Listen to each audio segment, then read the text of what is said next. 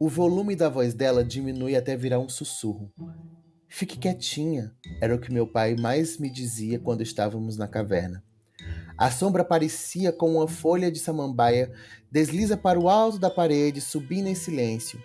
Significa que deveríamos segurar a respiração, não nos movermos, não fazer nenhum barulho. Quem lê a obra de Rangan sente que esse ritmo ele é um pouco mais pausado, ou se ele não é pausado, ele cria na gente, enquanto leitor, essa sensação de frenesi.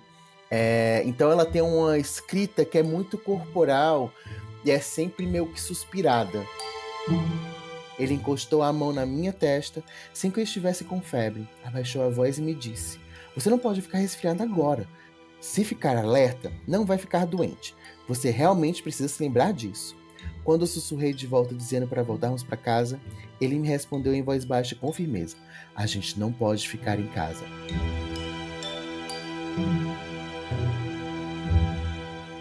Esse livro, né, que foi originalmente publicado na Coreia em 2021, ele surge como um sonho, né, para a autora. Ela escreve outro livro publicado aqui no Brasil que chama Atos Humanos, sobre o massacre de Gwangju, que ocorre lá em 1980, numa região sudeste da Coreia, que foi onde Hangan nasceu.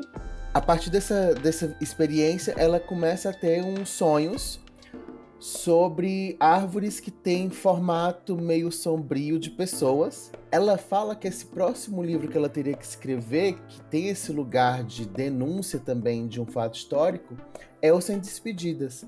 Então ela começa a trabalhar nesse livro que fala sobre esse outro momento que é o massacre de Jeju. A narradora começa a entrar quase como se fosse um fluxo de consciência, que a gente, enquanto leitor, fica, mas isso aqui é o agora ou ela está em outro momento?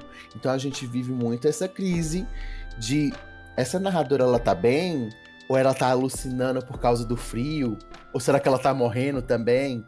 E aí, nesse processo, a gente vai vendo um mix de narrações que vão revelando o que aconteceu em Jeju durante esse massacre entre 47 e 48. Havia uma linha notavelmente grossa marcando a fronteira a 5 quilômetros do litoral.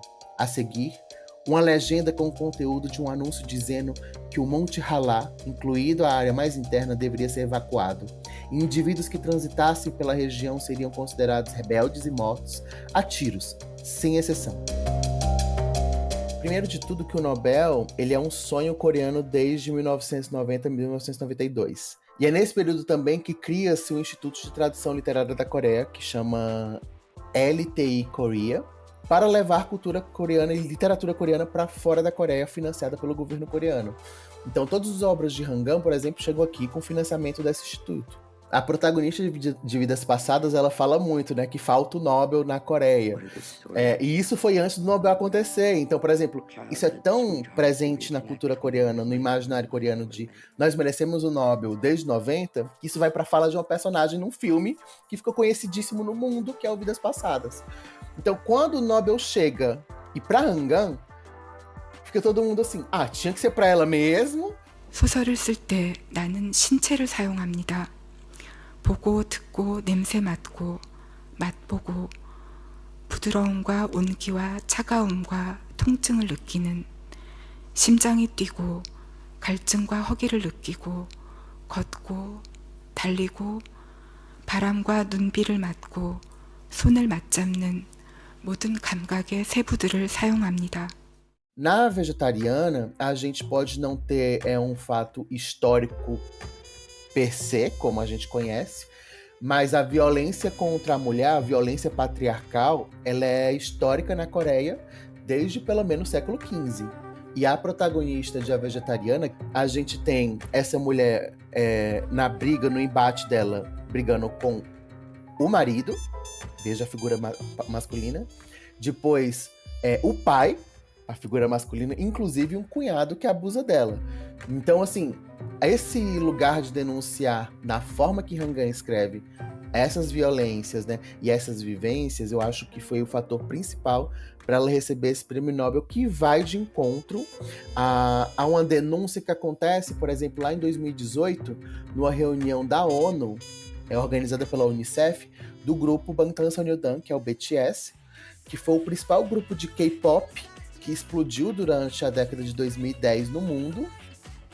E eles vão para lá reconhecidos por letras de K-pop que denunciam a vivência jovem. Mas eles são um ponto, né, dessa produção massiva do K-pop. Porque o K-pop está acontecendo nessa onda que a gente chama de Hallyu.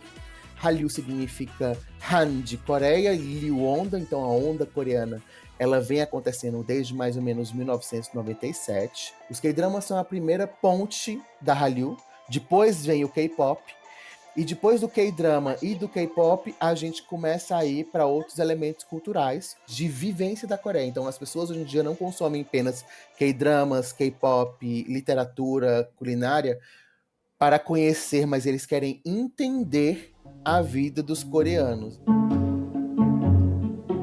우리 다송이는 완전 예술 가지질인데. 침팬지를 그린 거죠? 자화상이에요. E aí quando a gente chega no Parasita, a gente tem um grito de crítica social dessa grande extrema desigualdade que o capitalismo levou na sociedade coreana, que está presente tanto no Parasita quanto no Squid Game. O Squid Game é exatamente sobre a mesmíssima premissa dessa desigualdade extrema entre muitos ricos e muitos pobres, só que de maneiras distintas. A arte coreana, de maneira geral, é uma arte muito de soco. Ela tem um impacto físico muito forte enquanto a gente a consome, que eu volto para a forma de como a Han escreve. Seguem-se registros surpreendentes, claros, sem som, em preto e branco, telhados de palha pegando fogo, a fumaça preta sobe o céu com chamas, soldados carregando nos ombros rifles equipados com baionetas e vestidos com um uniforme claro pulam pelas muretas de balsato do campo. É a escuridão. A escuridão é quase tudo que me lembro. Além de altas vendas de Hangul na Coreia, essa ficção criativa ela começa a ganhar um interesse internacional, ao ponto de ficção científica ganhar espaço, ao ponto de autores de suspense ganharem espaço, ao ponto de autores que abordam questões feministas ganharem espaço. Então o Nobel ele deu um sopro de força para essa arte literária que já estava chegando aqui com força, por causa da literatura de cura e outras obras, mas que agora está dando espaço para outros gêneros.